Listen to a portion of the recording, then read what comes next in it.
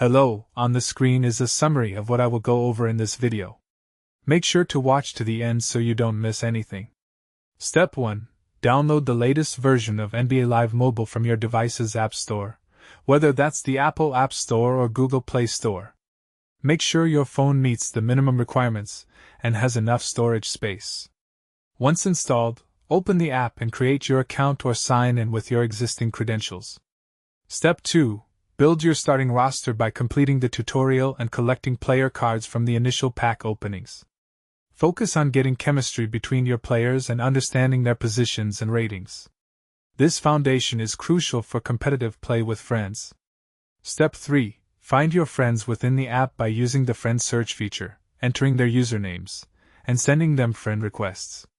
You can also scan their friend code if they share it with you, which speeds up the process significantly. Step 4. Join or create a squad with your friends, which allows you to compete together in squad-based events and challenges. Coordinate your lineups and strategies to maximize your squad's performance. Step 5. Participate in head-to-head matches with your friends through the multiplayer mode where you can challenge them directly.